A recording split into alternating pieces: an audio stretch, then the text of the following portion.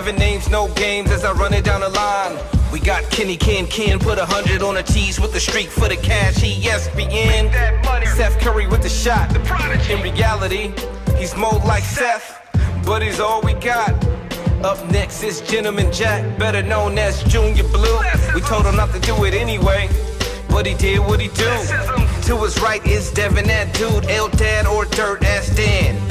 Just don't ask him a question, cause then he'll answer your question with another question, and then he'll add another question on top of that question. Damn. And I'm Red O, the Buck Wild Problem Child. Flow Butter, aka John Cutter. It's the league ambassadors, and we playing to win. At the 2-yard line, and make no mistake, we running it in. Pete Carroll, we see you. Thank you for visiting 32 Kings Road, hosted by the league ambassadors. I'm Ambassador Kenny Ken, and I am hearing myself talk against myself. Never had that before. This is episode 35 of season 2 of our show 32 Kings Road. And on today's pre-Thanksgiving show, we will examine the hottest topics in the NFL and determine whether certain teams, coaches, and players have reasons to be thankful or unthankful. As a reminder, you can follow us everywhere on social media. Our handle is @TheLeagueAM. That's Twitter, that's Facebook, that's Instagram. Also visit our YouTube channel, League Ambassadors. Also check out our website, theleagueam.com, which has all of our previous episodes as well as episodes from our second podcast, Confirmation Bias, which covers all sports. Also check out our blog spot, Diplomatic Immunity, the place for fans where you can write and make submissions to us saying whatever it is that you want to say about what's going on in the world of sports. We'll post it on our website. Yeah, I think that is everything. Let's get into the show. So I will start with some teases, okay? We didn't go 3-0 last week. Chicago and Detroit scored a little bit more than what I thought they would. Let's try it again. Seattle, San Francisco. Seattle opened as a 7-point favorite on the road against San Francisco. Russell Wilson, they got nothing else. They got Russell. Teased the line down to even and picked Seattle to win. Baltimore and Houston in a Monday night matchup. Baltimore is a 7-point favorite. I'm actually a little bit nervous about Baltimore, but we'll talk about that later. However, for betting purposes, it's a great bet. Tease the game line down 7, take Baltimore just to win. And then finally, Denver and Oakland. Now, the game line is 43.5. Tease that up 7 to 50.5 and take the under. Denver still has a good defense. They got a terrible quarterback. 3 terrible quarterbacks. What's his name? And Oakland just fired their defensive coordinator, so we don't know what we're going to get. I feel like there might be a turnaround, though, defensively for them. So take the under in that one. We've got Seattle, San Francisco, tease the line down 7, take Seattle to win, Baltimore to win in the same situation. And then Denver and Oakland, tease the game line up to 50.5, take the under, put $100 down. Thank the league ambassadors. Junior Blue, what you sipping on, sir? Water. Because I vowed to be the only Raider fan that was sober after Sunday's loss. So hold up, time out. That's not what happened on Sunday. We saw the Gentleman Jack picture. Hey, that's why I said sober now. Okay, gotcha. See, so that's why. So anyway, what I'm sipping on is the Raiders. We're playing $21 million to our wide receivers who can't catch. And when they do catch the ball, they fumble it. So, and another thing, we're playing about another $20 million to our defensive backs. And they obviously can't catch because we don't have any interceptions either. So, Raiders, you're going to have to get this right. Maybe they should stop playing these players and start paying these players. Man. Cat, what you sipping on? What's up, guys? Well, tonight I'm sipping on this orange juice and vodka, which is known in the States as a screwdriver. In Baltimore, it's more like Joe Flacco just throw an interception. So I drink a lot of these, and I'm happy, proud of myself. Tonight, I am sipping on the fact that I'm thankful to be doing this show with you three. We started out with 7 of us. To 4.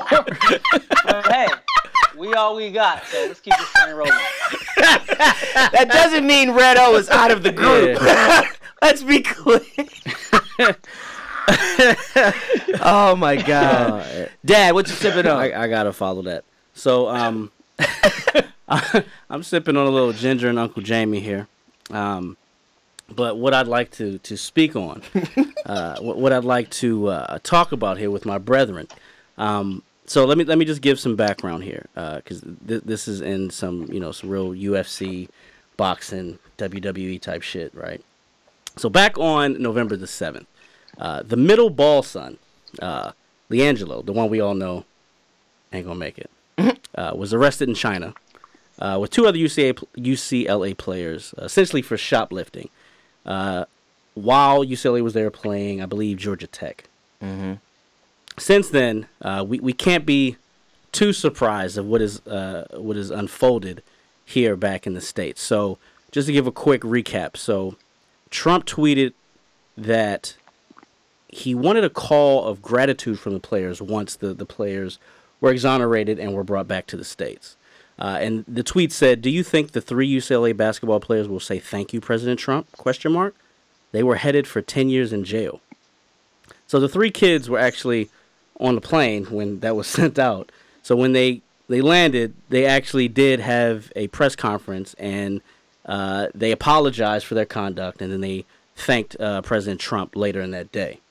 Now, LeVar Ball, the father of the 3 Ball sons, is specifically in this case LiAngelo, kind of downplayed the help that President Trump has provided them within this situation. So now it's gone basically full-blown WWE. So what I wanted to talk about today and kind of open it up to the guys, because these are 2 very polarizing figures. And I'm not at all surprised at what's been going on in social media. But what I wanted to pose and ask and kind of dive into, these guys are very similar. They're kind of the same while being extremely different. So I wanted to ask you guys if we can talk about that in particular. How are they the same but different? I mean, they both say what's on their minds, no matter what anybody else thinks. Mm-hmm. They're annoying. That's how they're. That's what they have in common. They're both very fucking annoying. The only difference is one of them is supposed to be the president of the United States of America. Oh, no, he is. He's not supposed to be. He is. They both are. They both believe in self-promotion, obviously. And it is about the bottom line for both of them, which, I mean, why are we talking about this again? Well, because we can't keep having Colin Kaepernick as the goddamn goose every week. But because it's relevant now, because they are making it a story. And Kev, I know that you watched and saw the CNN interview with spectacular with Mr. LeVar Ball. So if you can kind of touch on that a little bit. Listen, Mr. Chris Cuomo from CNN has to be the most patient white person I've ever seen in my life, because there's no way I could have sat there for how long? 22. Yeah, about 22 minutes. I would have been done after 22 seconds talking to this guy. But he was basically asking, LeVar about the whole situation and why he wouldn't thank Donald Trump and what role Donald Trump played in getting his son back. But at the end of the day, let's be honest. This was about ratings. I mean, CNN did what ESPN does all the time, get LeVar on, and it's frustrating, and as annoying as it is, as Kenyon said, I watched it and I thoroughly enjoyed it. Yeah, I mean, that's, the thing about LeVar Ball is, you call him crazy, some people might even call him stupid, but the dude, he knows what he's doing. He knows why you're here, and he knows why he's here, Right. and he's going to use that to his advantage. Well, which is why I posed the question, because if you look at LeVar Ball and then you look at how President Trump, which it pains me to say, ran his campaign and how he got on the political scene, it's very similar. He's using all the abnormal ways to get across to the people that feed into it. Now, a lot of people may or may not feed into LeVar Ball, but it brings eyeballs. People actually are interested in the shoes. They actually watch the Suns. It's the same thing for Trump. There are a lot of parallels there. All right. Yeah, and Kenyon's fit. No, and I agree, but I think they represent what America's all about. You just be the loudest guy in the room, make the most noise, and yeah, you're gonna get haters. People are gonna, talk shit about you. But at the end of the day, both of them at the same time, literally the same year, they're both at the apex of what it is they're trying to accomplish. And my thought was, grand scheme of things, because Omar, I'll speak for Omar here, is that he always says the guy, for the one time, I'll speak for Omar, is that this was part of his grand scheme just to get attention, hype up his brand. And I thought for a split second, this would be him trying to take the attention off of Lonzo, who's been struggling, which for one night he did, until earlier today he comes out and says the Lakers need to be tougher on his son. And I'm like, God, we're back at fucking square one with this guy. But yeah, I think it's a great point. Go ahead. I was gonna say we all knew that was coming. I mean, LeVar Ball is who he is, and when he says, he being soft on my son, guess what? You're not the coach. Yeah, it don't matter. Shut the fuck up. While Exactly. talking. So it's funny that you guys bring up, the things that he say or says. So and both of these guys. So I kind of wanted to play a quick game with you guys. I thought this would be really fun. So what I'm going to do is I'm going to read quotes by the two of these gentlemen, and I'm going to go around the room, and I want you guys to tell me who said this. So the first one. I had some things done. I talked to some people that did some things too. Les? LeVar. Anytime you hear I got some people, you got to take the black man every time. I got some people. Kev? We'll go unanimous on that. Yeah, that's LeVar, I think. Okay. Second one. I know I must be a genius to plan this out. So that could be either one, really. That's exercise. Either one. I'm gonna say that's LeVar too. That's Trump. Kevin? That's Donald Trump. Donald J. Trump. That's LeVar Ball. Yeah. The first one was as well. Enough. Yeah, that was unanimous. I think I'm actually humble. I think I'm much more humble than you would understand. Oh yeah. That would be, I would say Donald. Yeah, anytime you hear a phrase and a word is repeated 2 or more times within 3 words, it's Donald Trump for sure. Kev? Hey, y'all can't fool me. That's Omar. Oh, that's what he does. That's what he does. Exactly what he does. Trump. That's Donald Trump. That is Trump. Yes. Eventually, we're going to get something done, and it's going to be really, really good. Oh, God. Donald again. That's definitely Donald Trump. Big promises, like he's reading from a fairy tale book. And really. And really. Really. Yeah. Dilly dilly. Dilly. That's Trump. Okay, yes, that is Trump. Okay, this last one. The thing is, I'd be great in any era or any platform or at anything. LeVar. Oh, that's Donald Trump. Kev? That's LeVar. That's Devin Johnson. I just made that shit. But they're very similar. So I obviously had to take out, including Devin. Devin's a narcissist. No, I just made that up for the sake of this segment. But it sounded like some shit that one of them would say, right? Absolutely. And definitely. I had to take out anything that pertains to basketball and pertains to, politics to try and find those. But they're very similar comments. So. All right. But hey, but before we get out of here. Before we get out of here, I just want to give a shout out. Give a shout out to my man. Payback. No. So I just want to give a shout out to my man Dredrick. He couldn't be here today. Dredrick's a little ill, and For those who don't know who Dredrick is, it's Dredrick Irving, Kyrie's daddy, which is also Mr. Ritto. So sorry you couldn't be here, Dredrick. Hope you get better, baby. That's low, man. Get the fuck out of here with that bullshit. That's our next segment. Kevin, who is our winner this week? Our winner this week, and I think this is my favorite segment of the show, goes to none other than Mr. Pete Carroll, the head coach of the Seattle Seahawks. And it all started Monday night when Seattle hosted the Atlanta Falcons. The game came down to a field goal, a 52-yard field goal by kicker Blair Walsh, which we all knew he was going to miss. He indeed missed it. The kick would have tied the game. And the main takeaway from that game was it would have been great if the Seahawks would have had 3 more points. And I think it's so interesting that it came down to that because earlier in the game, the end of the first half, the Seahawks were down 7 with 7 seconds left on the clock.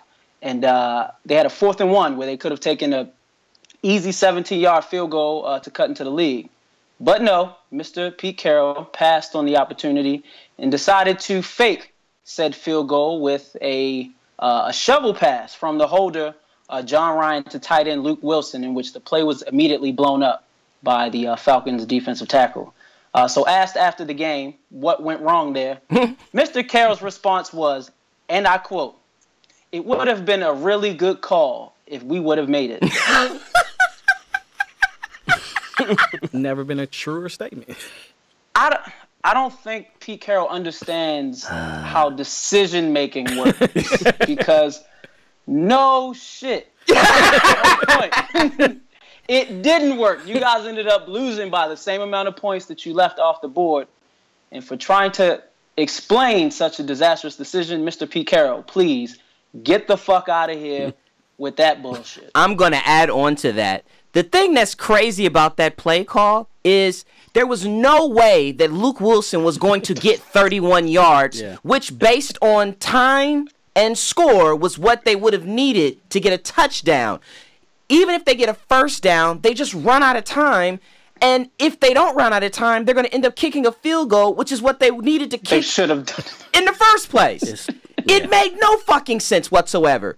To add on top of that, he had a terrible challenge with the Doug Baldwin catch, which they needed a timeout at the end of the game, which also would have helped them on that last drive. He was awful. And then on top of that, he almost went for it again to set up. It was similar time left with no timeouts. Oh, let's get closer. Like they really thought about that shit. Like it was almost a go. And it's like you said, Kev, they lost by 3 points. And oh, by the way, as of right now, they are in a 3-way tie for the last wild card spot in the playoffs. If they end in a tie, they will not make the playoffs because Atlanta will have had the tiebreaker because of this game. Because of, as Kevin said, his decision making.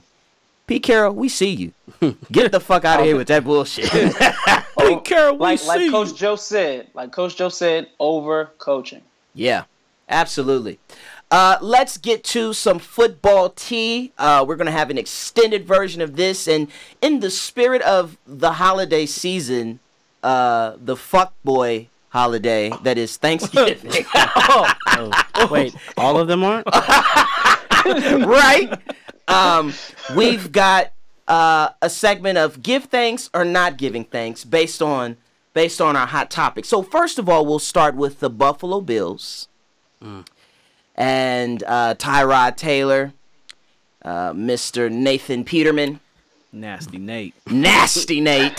Mark of the Beast. Mark of the Beast. 666. So, for those of you that have been living under a rock, last week, out of the blue seemingly, Coach McDermott, Sean McDermott, head coach of the Buffalo Bills, decided to replace Tyrod Taylor. He, of the 5-4 record that the Buffalo Bills had, they were in a firm playoff position spot.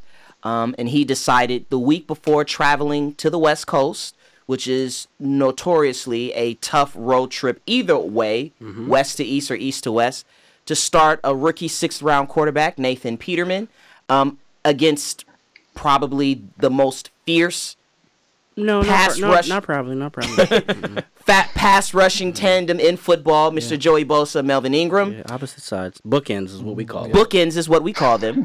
And Mr. Peterman promptly went out there, threw 5 interceptions.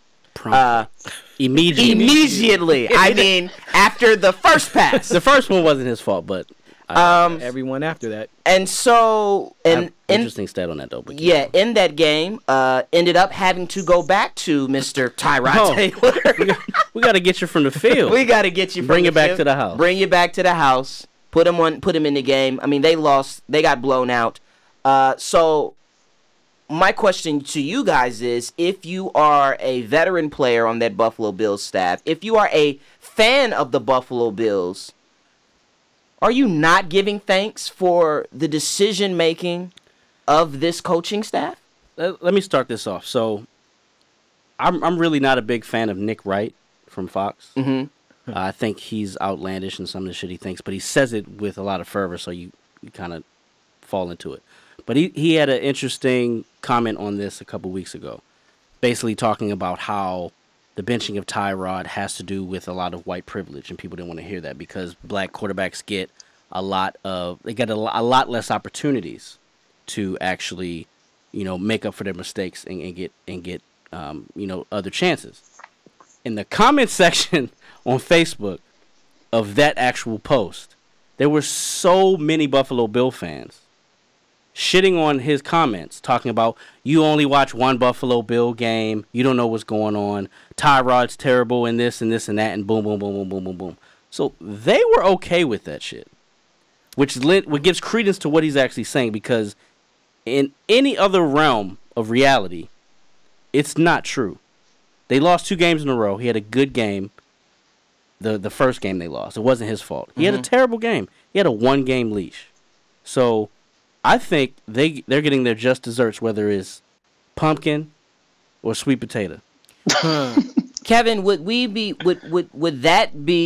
sort of that angle be talked about if there were no Colin Kaepernick experience? Because, to be fair, and I'll put a different perspective out there for you, Tyrod Taylor, frankly, is not that good of a quarterback. And he got an extension from the previous regime. So new regimes come in. They drafted Nate Peterman. And what has been... he's Nate now?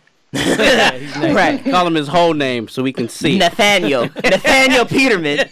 And so they drafted Nathaniel in the 6th round this year.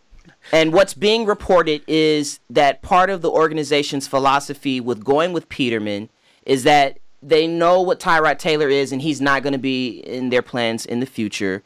And that with them having a preponderance of draft picks in the upcoming NFL draft, where they're going to be great or good, potentially great quarterbacks available, they want to see what they have in Peterman to know what direction they want to go within the draft. So, which sounds plausible. We've heard that before. It makes sense. My question to you is, the whole race element that Nick Wright's talked about and that is gaining some traction, would we be having that conversation if not for the Colin Kaepernick experience? I think so, because this isn't the first time we've seen black quarterbacks have a short leash. Mm-hmm. I mean, look at Vince Young, which before anyone... I know he has his transgressions. Yes. But we've also seen guys like Ryan Fitzpatrick, the McCown guy, who, again... It's 2 of them, I believe. Still continue to have chances in this league. Jay Cutler, who, oh my God, not only is he playing, but someone's paying him $10 million. I feel like his leash, like Devin said, his leash was reduced to 1 game.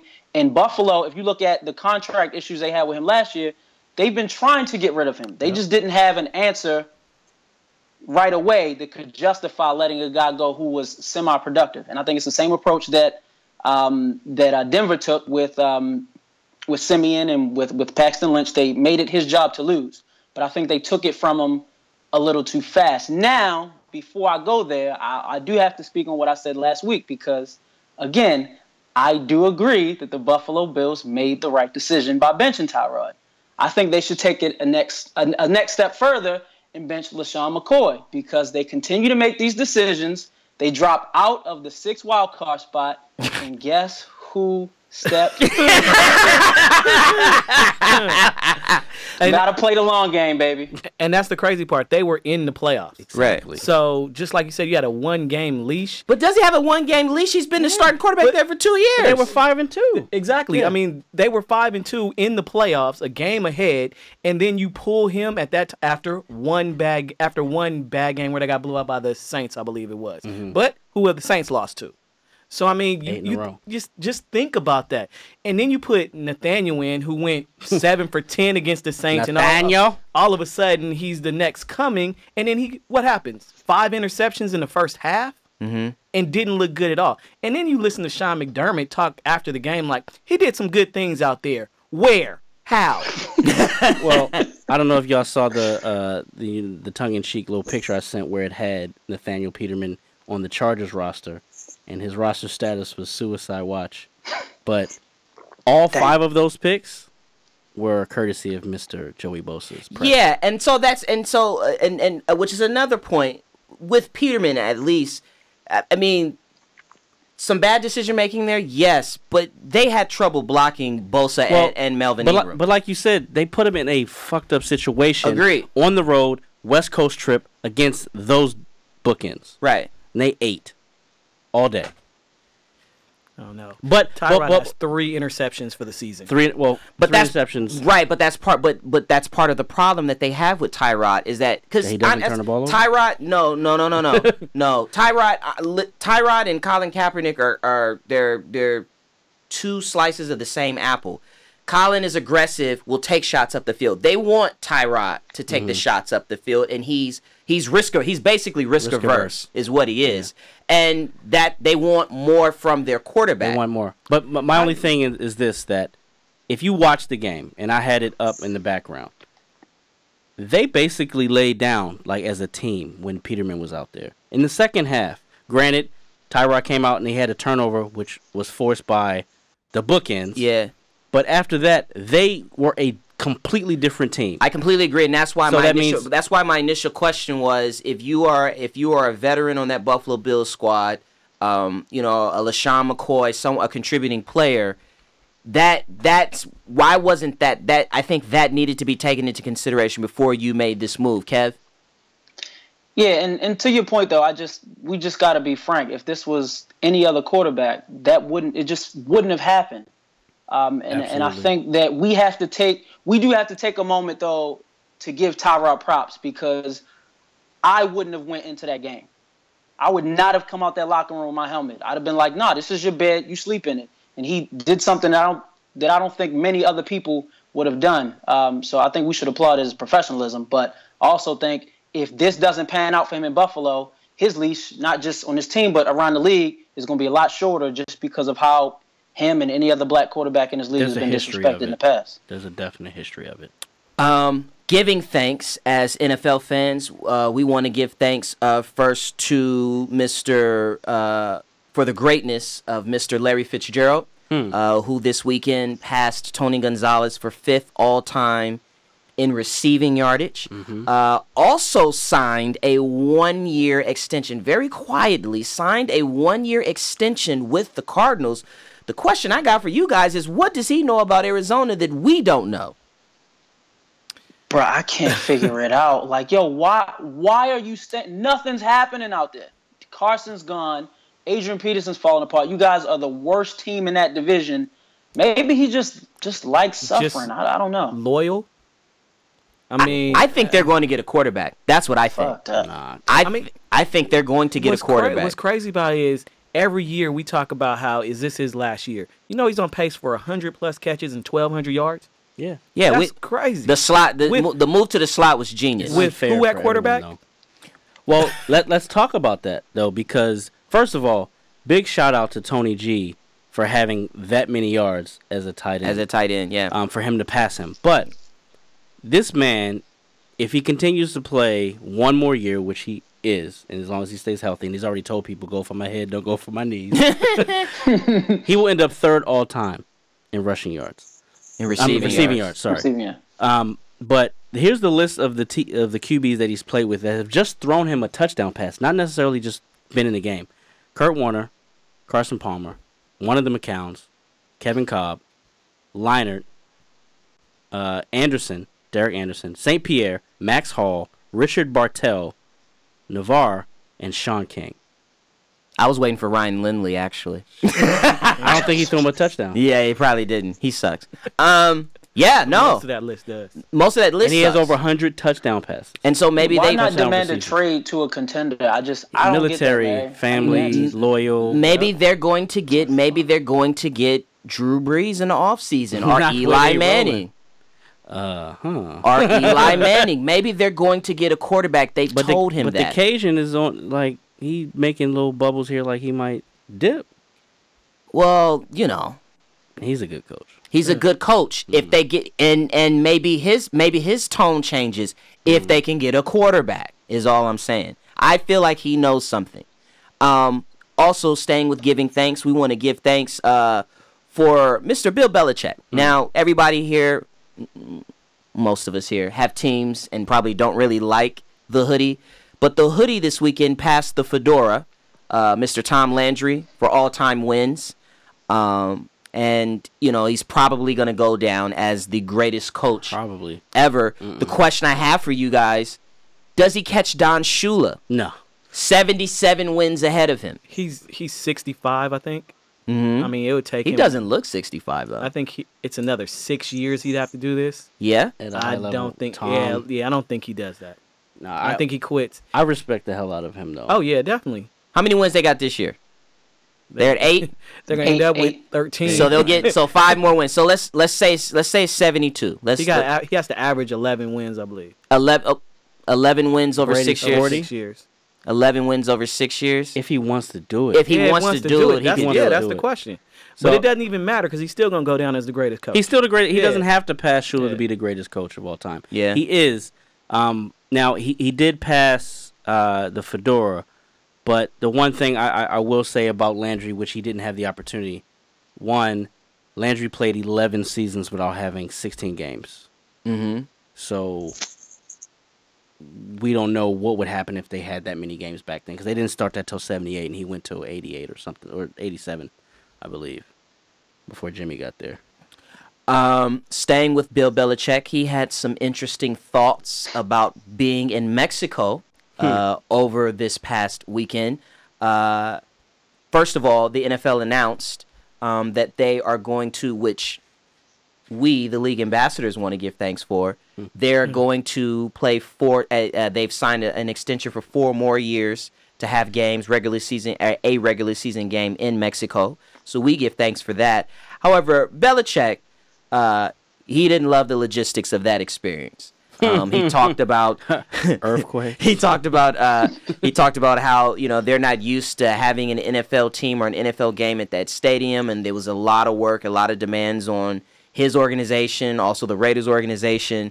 And then he cracked an interesting joke. I believe it was a joke, saying that, you know, they just glad that they didn't have any earthquakes or that no volcanoes erupted while they were over there in Mexico. But with these extensions, and we already know about the extension that the NFL has in Europe with the new Tottenham Stadium. Now here in Mexico, Tottenham.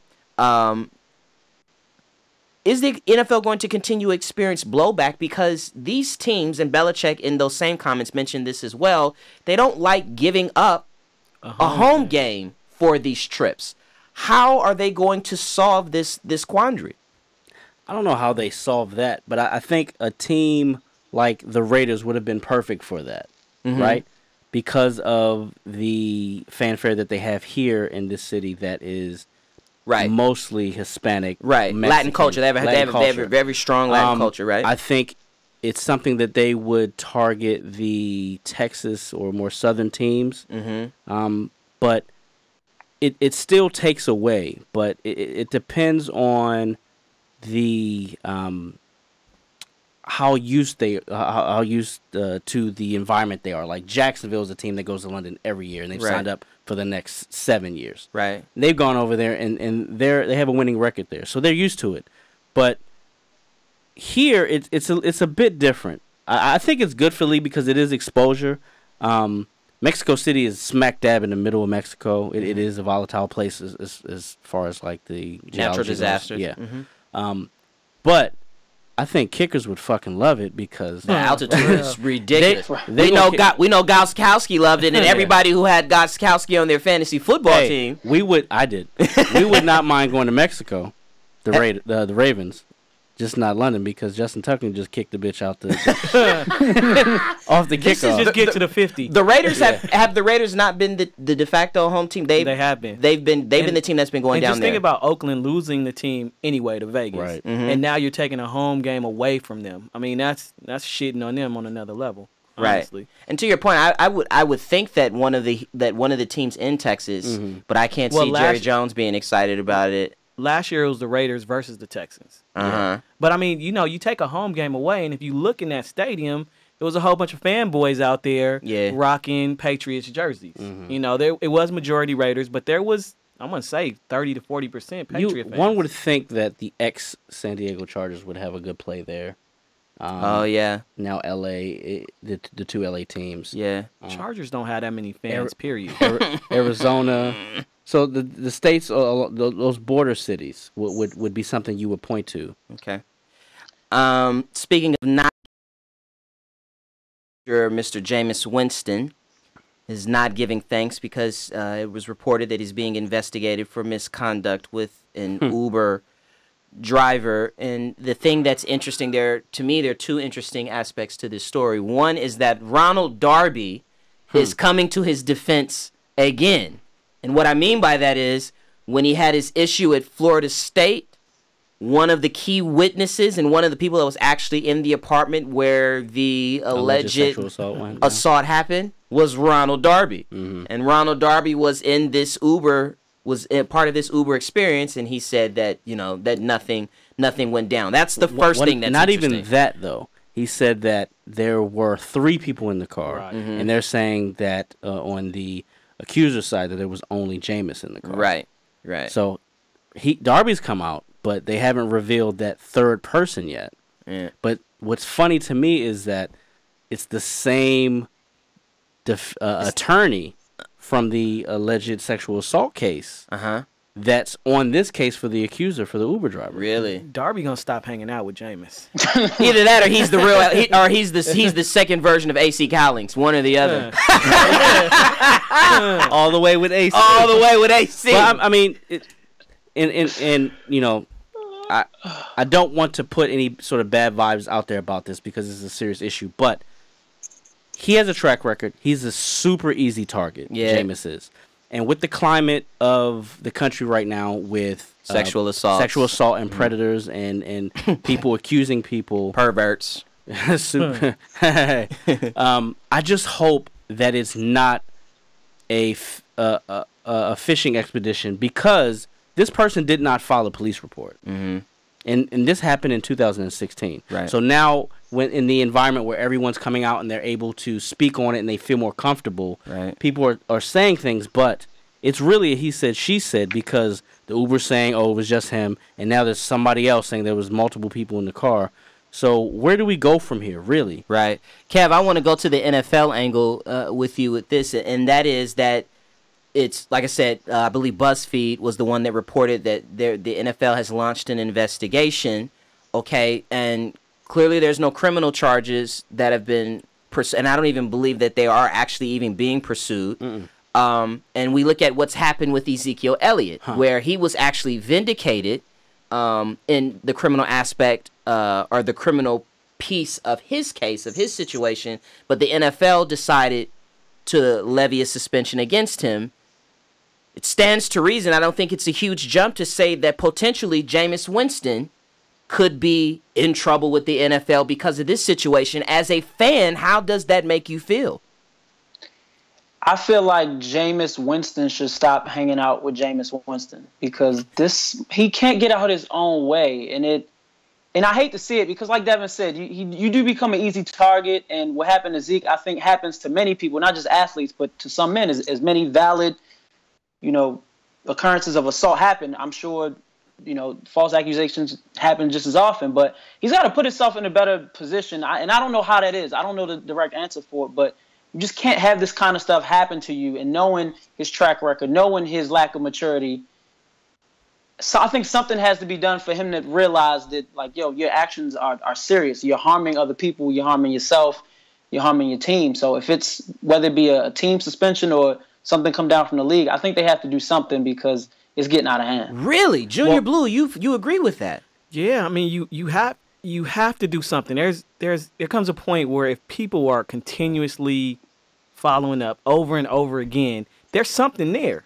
I mean, he's had too many indiscretions. Too many. The problem with that is, though, that's interesting. When there's no criminal case brought forward, and then you have a super oversweeping entity like the NFL, like with Zeke, coming in and saying, oh, well, even though the police said that you didn't do it, we believe you did because of all the shit that we heard, because we're the NFL, so we're going to do this. You got to take a step back and think of it. And we kind of had this discussion on the show last year.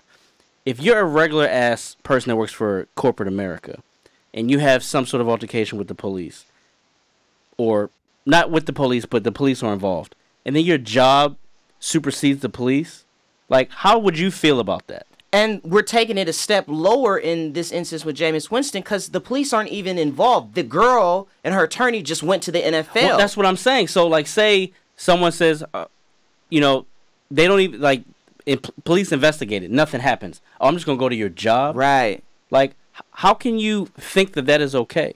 Yeah. I know this is America, Jack, but god damn. Yeah, no, that's definitely a valid point. And I'm looking at, the live feed. People are agreeing with you, Deb. I think it's a good point. But at the end of the day, the NFL is going to protect their brand, and they don't have to play football. Huh. All right. Going to giving thanks.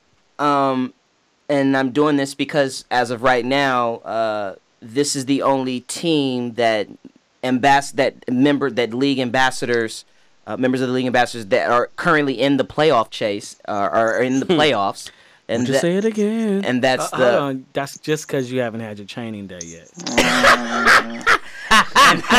and that's the Baltimore Ravens. As of right now, they are in by hook and by crook. And so I'll go to you, Kev. Tell me how you guys are going to stay in. We're going to stay in because the teams that we play are trash. Thank you, Kevin. I said it. I didn't say I agree with you. Yes, you do. The teams we play with trash. We have. In my personal opinion, I think we have to get to 9 wins. We have 5 right now. I count that Steelers game. We got to go to Pittsburgh. They beat us early in the season. We play Detroit, who's a good team, but they got to come to Baltimore. I think we can take those 2 losses. And the other games we play, we beat them. We play solid defense. Our offense doesn't kill us like we've been playing for the last 22 years.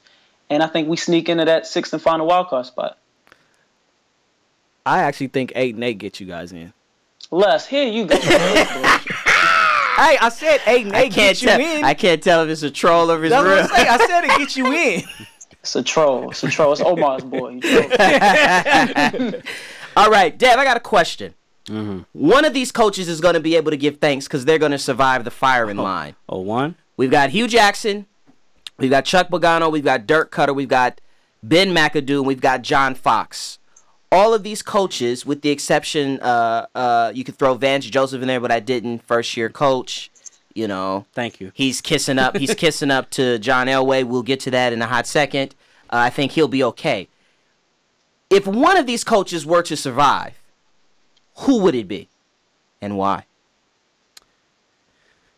It's got to be Cutter. Really? One more year.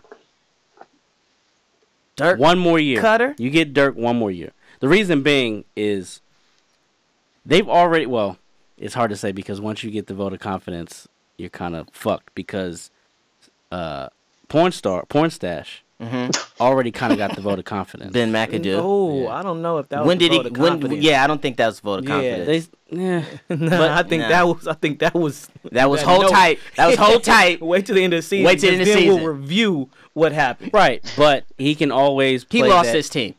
Oh yeah. Yeah. But he can always pull that injury card out. And Nah, he can try that. he lost his team. I think he should have been fired a few weeks ago. Yeah, he's in over his head. The only reason why they won Sunday was because Eli Manning reportedly gave a fiery pregame speech, which I'm pretty sure the words Eli Manning and fiery have never been mentioned in the same sentence in forever. Well, I said they would win like a month ago, so it's all good. Hey, Anyway, Hugh, Pagano, Cutter, McAdoo, Fox. Who's going to survive, Junior Blue? Omar might not like this, but I think Fox survives. Really? And the reason I say that is because who thought they were going to be good? And they're playing above their heads to me. Defense is playing well. Offense is working with a rookie quarterback who most people thought, why the hell did they draft him? So, I mean, they I could feel have drafted him one pick later. exactly. How many players they trade to go up one spot? Right. But that's why I feel like I will say this. I think they're being better despite of him, because that same quarterback that they jumped up to get has basically said that he thinks that John is holding them back. He suggested as much anyway. I think the other thing to think about in that situation, and it isn't reported as much nationally, but within the city for sure, there is definite beef between the front office and the sideline and Fox. Doesn't that always follow him though? Kev? I hate to admit this, but I also agree with Junior Blue. I think John Fox stays because that defense is balling. They got a rookie quarterback, but to Devin's point, I think he could also play the injury card. He's a rookie quarterback throwing the football to who? Yeah. And they're managing to upset teams that no one think they would beat. They're not one or two best teams in their division. So I think if you give Trubisky another year, you get some weapons around him. We'll see what the kid can actually do if they open the offense up. Who's that? Trubisky. No, what'd he say? He said, I know Coach Dow Loggins trusts me a lot with just how far I progressed and what Coach Fox is allowing us to do on offense. We just got to keep getting better each week. I feel like I have. Speaking of not giving thanks, the Denver Broncos, I don't believe these players are going to be giving thanks for their general manager, Mr. John Elway. Before Sunday's game, at a team meeting or a team event, he called them soft, which, if you know anything about the NFL, the one thing that you never want to call any NFL player, any football player for that matter, is soft. And then after Sunday's home loss, I believe, to the Cincinnati Bengals, they then fired Mike McCoy. Vance Joseph cut the cord on Mike McCoy. Was it Vance? Well, now, I'm glad that you mentioned Mr. Vance Joseph and asked about him, because several players after that Cincinnati game took issue with John Elway's comments. Vance Joseph kind of took issue, but then like, that's my boss. he was like, that's my boss. And he said, I had a problem with it at first, but then as I thought about it, I said, yeah, we are soft. And so I asked this question a few weeks ago about John Elway and the Denver Broncos. I said, is Elway in the way? I'm going to bring it back again. Bring it back. Because, number one, you hired Mike McCoy. Number two, let's look at your draft picks outside of Von Miller. A big reason why your team is soft is because you don't have any players that you've drafted well. Of their entire 2017 draft class, only 2 players were active on Sunday. Bradley Roby is probably the best draftee. That was a steal. The best drafted player that he's had in the last 3 or 4 years. Oh, yeah. Let's talk about it. Is John Elway the problem here? And that's to say nothing of the debacle that you've got going on at the quarterback spot. Well, I would say this. Is it Mike McCoy's fault who he has at quarterback? And I say this because I retweeted this. Here are the QBs drafted by the Colorado Rockies, the baseball team. Michael Vick, Russell Wilson, Todd Helton, Seth Smith, Kyle Parker. Here are the quarterbacks drafted by John Elway for the Denver Broncos.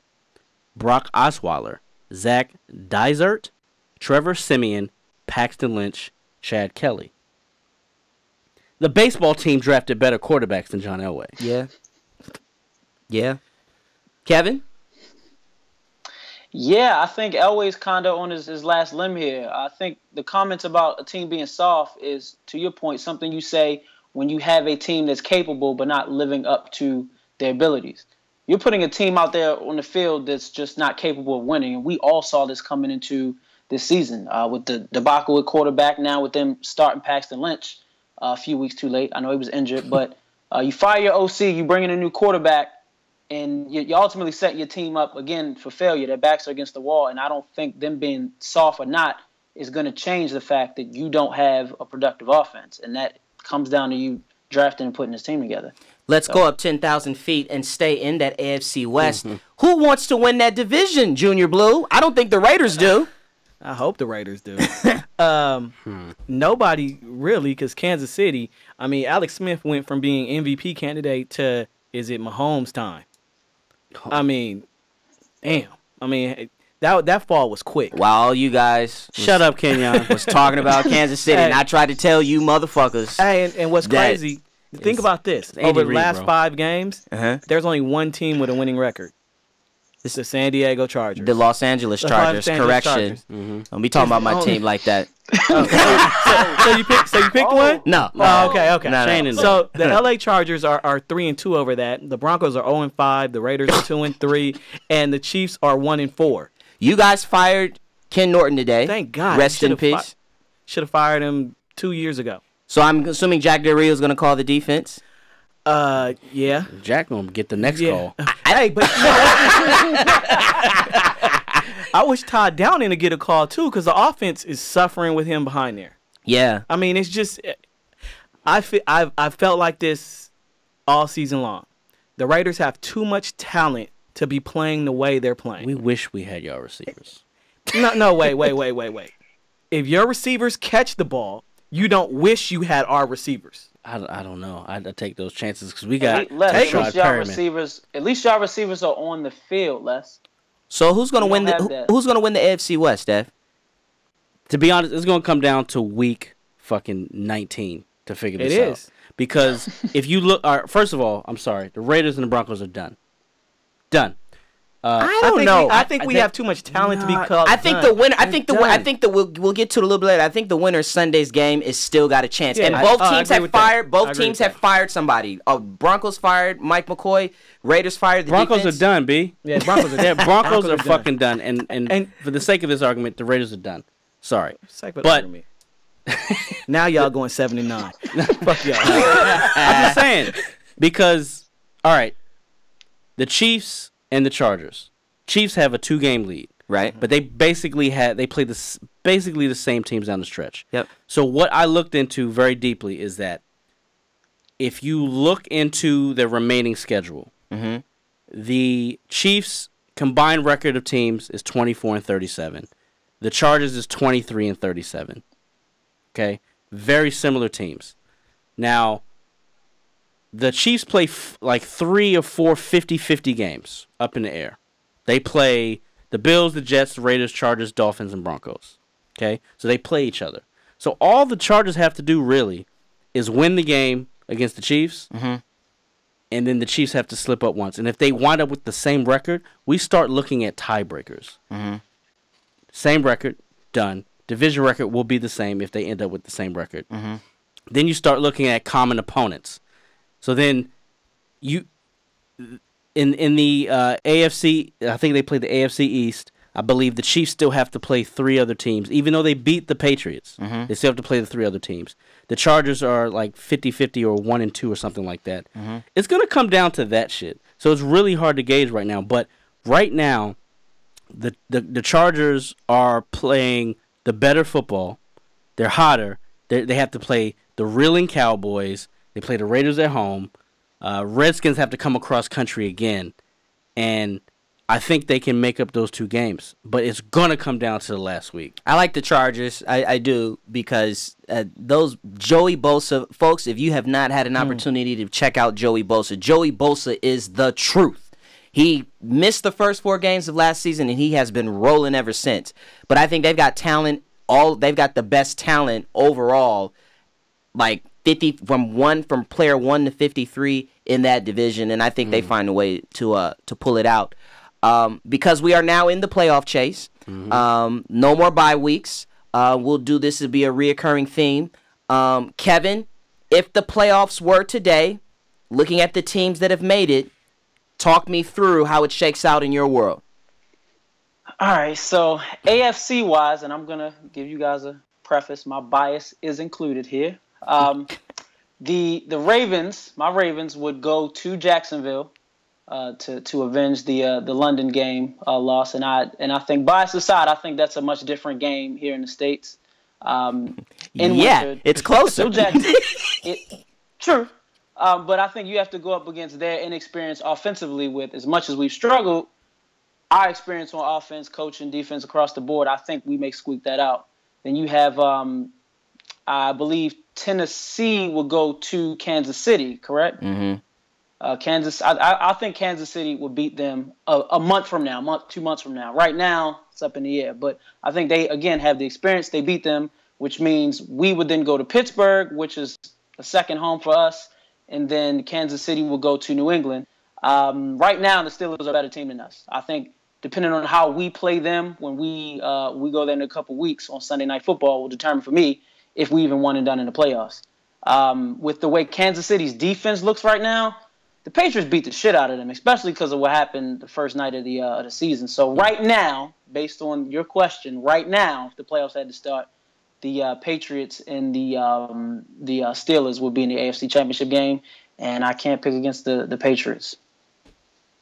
Okay. In the NFC, Les? NFC. I actually have the Saints beating the Falcons.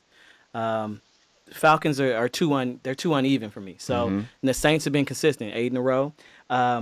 Panthers versus Rams. I thought about this, but Rams, I think their offense, their combination of offense and defense will overpower them. So that sets up that sets up the Saints versus the Eagles. I have the Saints beating them. Kenyon expressed his feelings about the Eagles, so I had the Saints beating them. The Rams versus Minnesota. We saw the game last week, and I feel like it'll be a repeat of that. Minnesota's defense will slow them down, and that sets up the Saints versus Minnesota. Minnesota misses a field goal at the end of the game to send the Saints to the Super Bowl. For those of you that watched or listened to our history with the Minnesota Vikings, you definitely would get that joke. That's pretty funny. Saints, Patriots. So Saints, Patriots, Super Bowl, Kev, right now? As of right now, I would pick the Saints, man. Fuck the Patriots. For real. I don't even have the Patriots making it. All right, let's get to our Brexit boot bag winner, Dev. Hello, everyone. This week's installment of the Brexit boot bag winner is a former Trojan, a former Bengal, and now a former Dolphin. He's a lion and a fish. What do these three places have in common, do you ask? Degenerates, criminals, and scrippers. Ray Maluga is our Brexit boot bag winner. He was highly touted coming out of USC. He landed in the Bengals' lap in the second round after falling out of the first round for some reason. I don't know why. He really only had one good season in Cincy. And he signed an extension after that year. But now that extension is up, they didn't re-sign him, and he was signed by the Dolphins this past offseason. This was a prove-it year for Ray because it was time to get that money. And it wasn't going very well for him this year with the Dolphins. And this past weekend, it got a lot worse. Last Saturday, Ray got into an altercation at Club 11 at 8:30 in the morning in Miami and was arrested for battery. Allegedly, yeah. He refused to pay a $40 tab. $40. The Voss water at Tao costs more than that. When he was asked to pay that tab, He went off. He grabbed the victim, allegedly, by the throat, and decided to choke him. Oh, wow. Really, Ray? Really? $40, my dude? You've made millions of dollars in the NFL, and now you may not get another chance in the league, brother. And for that fact alone, you are this week's Brexit Boot Bag Award winner from the league ambassadors. Golf clap. Hey, I wanted to choke somebody else out for less than $40. I know how you feel. I can't be mad at the dude. He was just cranky. It was 8:30 in the morning. He had a long night. $40? Man. $40 is gas money. I've taken Ubers more than that. For real. All right, it's time for our Week 12 game picks, fantasy recommendations. Ambassador Dad is he's stretching out a little bit Put here. it up there, Rena. Show him what it is. Show him what it is. He's at 103-57, which Devin, he pointed out this weekend. I mean, I don't know what the specifics are, but apparently our numbers, our records are just as good as the NFL Network. people that get paid to do this. They have gold jackets over there that they didn't buy. That they didn't buy. All right, first game up, Thanksgiving, Minnesota, Detroit. Jim Caldwell's 3-0 on Thanksgiving. Something about that turkey. Tryptophan. Kev, who you got? That's going to change Thursday. I'm going with Minnesota. 3-1 on the road. 3-1, huh? On the road. Dad. I'm actually going with the Lions because they have a lot of experience playing Thanksgiving games. Minnesota. I'm also going with the Lions as well. Mike Zimmer is 2-5 against Detroit. Denver versus Oakland. We already know what Les thinks. Dad, who you got? They're starting Paxton Lynch. Maybe we can get an interception. They are starting Paxton I'm going Lynch. with the Raiders. Yes. Kev. I made the mistake of picking the Raiders last week, Uh-huh. so I'm picking them again this week. Yeah. Hey, Kevin, you ain't got to lie to kick it. When you heard Paxton Lynch was starting, you already knew what it was. All right. And then finally, probably the best game of the week. Probably. We've got the New Orleans Saints that are coming to Los Angeles to go against the Rams. As we talked about a couple of weeks ago, the Rams are starting a stretch, a prove-it stretch. They didn't get off to a good start last week against Minnesota. Got beat up a little bit there. They come home. Will there be some home cooking for them, Junior Blue? There will be. And Really? a bigger crowd. I got the Rams over the Saints.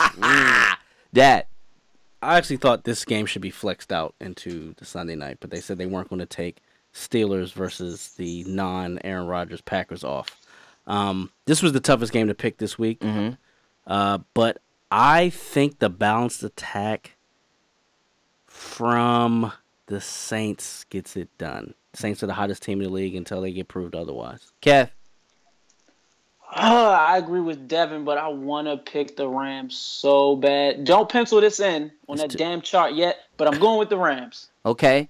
Yeah, I like the Saints. Wade Phillips likes his linebackers. He likes to get an aggressive pass rush. The way to neutralize that is running backs out of the backfield. Alvin Kamara is going to be the reason why I win one of my fantasy leagues. You can book that. Okay, fantasy recommendations. I've got Mr. Matt Ryan. Actually, that's wrong. I've got Russell Wilson because Russell Wilson does everything for everybody. Keenan Allen. And Julio Jones, Atlanta going against Tampa Bay, which is why I thought about Matt Ryan. But I don't trust Matt Ryan. I trust Julio Jones. Junior Blue, who you got? I got Russ versus San Francisco. Yep. Le'Veon versus Green Bay. And AB versus Green Bay. All right. So let's run some of that back. We're going to go Russell Wilson. Russell Wilson. We're going to go A.J. Green versus the Browns. Okay. And Le'Veon versus the Packers. All right. Kev. Y'all not taking any risk, man. Listen, I'm going with the boy Case Keenum on Thursday night against the Lions. Todd Gurley against the Saints. All right. And for my flex, I'm going with Big Brother Thunder, the 5'7" wonder, Mr. Kenyon Yates in the slot. I heard he gets buckets out there on that football field. I'll let your boy go to Top Gun Flag Football. Check me out. I'm at the top, baby. And we won a League title. ambassadors. League Ambassadors. D2 first season. Yeah. Way to get it done. We got it done. We did get it done. I'm wearing a T-shirt next week. Thank you, Kevin, for reminding me. Hey, and guess what? It's not a T-shirt. It's a half shirt. It's a half shirt. I'm not gonna have any sleeves next week. And on that note, I got a pancake last week in flag football. We're going to get out of here. We thank you for visiting 32 Kings Road, home of the League Ambassadors. Please follow us everywhere on social media. Our handle is @TheLeagueAM. Visit our website, theleagueam.com, our YouTube channel, League Ambassadors. Omar, a.k.a. Kyrie Daddy. Dedrick. Dredrick. See you later, baby. We'll see you next week. Sweetheart.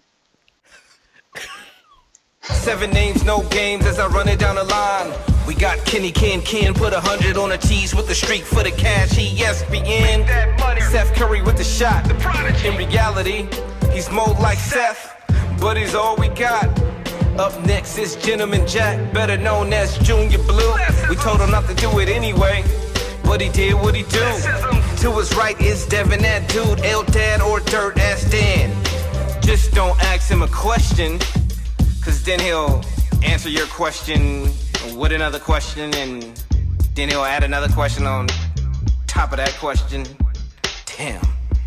And I'm Red O, the Buck Wild Problem Child. Flow Butter, aka John Cutter. It's the League Ambassadors, and we playing to win at the 2-yard line. And make no mistake, we running it in.